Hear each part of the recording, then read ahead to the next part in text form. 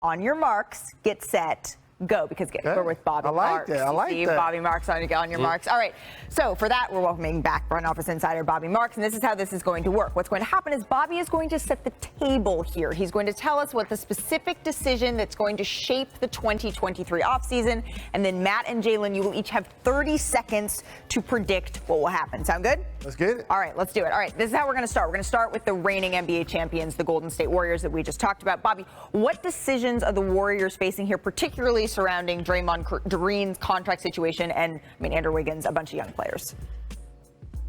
Yeah, it starts today with Draymond, who is eligible to sign a 4-year, $138 million extension. And then we can go to Jordan Poole and Andrew Wiggins, who are also extension eligible. And the fourth person is Klay Thompson. You bring everyone back, and Golden State will become the first team in NBA history to exceed $400 million in luxury tax and salary cap. And that's the decision that ownership will have to decide. Do they bring back this team, or does this team look awfully different next year?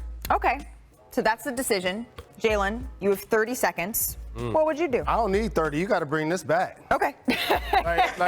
Because here's why. Injuries help build their dynasty. Steph started his career not getting paid top dollar, and then Klay gets injured, then they build through the draft. And then all of a sudden you add Kuminga, you add Wiseman, you develop Poole, you have Moody, you have all of these young players. You just win a championship, and none of them were major factors other than Poole. So you bring this thing back. You sign Draymond. You don't have to give him a 4-year deal if you don't want to, but pay him top dollar at least 2 more years so he has 1 + 2. All right, pass it. On your marks, get set, go. What I want to touch on is Draymond. Obviously, you want to bring back Wiggins. He was probably one of the most essential players in the finals. Poole is an up-and-coming star. Klay is Klay. But Draymond does so much more for this organization. Jalen, you know how those guys go. This guy will be a Hall of Famer. If you want to call him a role player, you can. If not, possibly the greatest role player of all time. But he does so much more than meets the eye when it comes to the statistical eye challenge. He holds the whole organization accountable, from top to the owners to players, with Steph and everyone else. Draymond is that pulse. I've been in that locker room, so it would be a huge mistake. I know he wants a max deal, but like Jalen said, if it's a 2-year deal, you got to pay him top dollar, because I think they know how valuable it is if they lost someone like Draymond Green. Okay, so that is the Golden State Warriors. Let's go ahead to 2 free agents, or 2 stars, all-stars rather, that are looking to reestablish themselves as max players worthy of contracts. Could they be free agents in 2023? What's kind of going on with James Harden and Kyrie Irving, Bobby?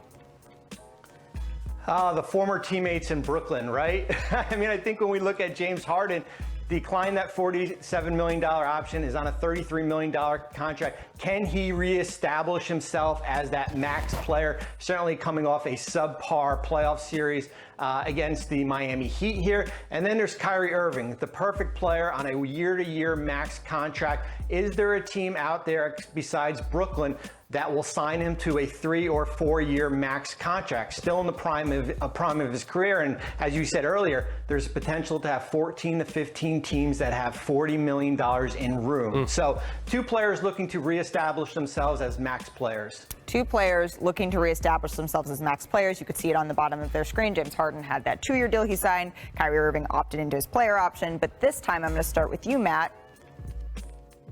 Well, this is all I got. I see them both of them having great seasons. You never want, and Jalen can contest this, you never want the outside noise off the court to be louder than the noise you're making on the court. And we know both of these guys are top talents in the world. When Kyrie is locked in on basketball and has that at the front of his mind, he's a top 5 talent in the world. So I see him coming back, having a big year after all the last 2 years of just all the nonsense.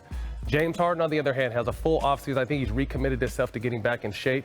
He heard all the noise. James Harden was still, even though his numbers were down because he set the bar so high, he was still a 20-10 guy. So I've already seen him this summer on IG playing up at UCLA with my homeboy Rico Hines. Expect a monster of James Harden to come back, and I think both these guys are going to have huge years and put themselves in position when they're up to get whatever they need to get. I agree with Matt, but their circumstances are different. Kyrie's isn't because he slowed down basketball-wise.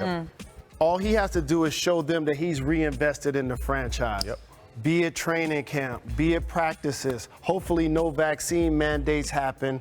Once he's available, with KD still under contract, if you're the Nets, don't panic.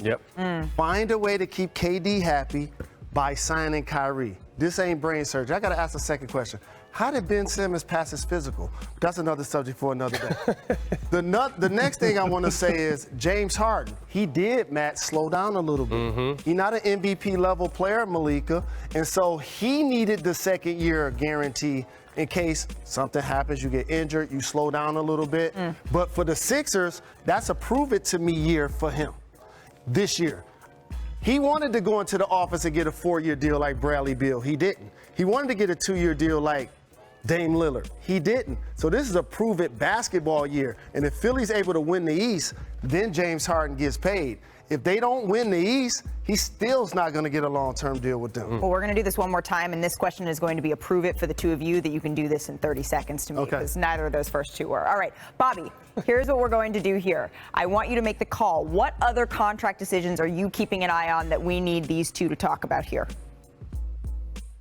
Well, I think certainly Jason Tatum is going to be interested, but that's 2 years from now. If Tatum earns All-NBA this year, he can become the first player to sign a 5-year, ready for this, $300 million contract. That's 2 years from now. So certainly Tatum is the interesting one here. I think Jalen Brown is going to be fascinating too, guys. I mean, I think he's extension eligible right now. We hear a lot of noise being talked about Jalen Brown. Does he take the guaranteed 3 years, $120 million, or does he kind of just roll the dice and play out the next 2 years of this deal and potentially can earn double of that amount? Okay, so of all that we've just heard, Jalen, starting with you, and in 5 seconds. All right. Go. What interests you the most? Get the money.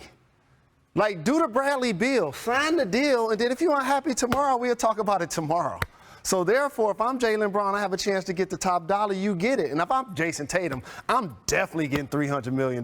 No question about it. That was 15 seconds. Good work. Matt? Let me take the other 15. I mean, Jason Tatum will be the first $300 million contract player. And I just want to tell everyone out there who said, oh, he struggled, he did this, he did that in the finals. He will be so much better for what he learned in the finals moving forward.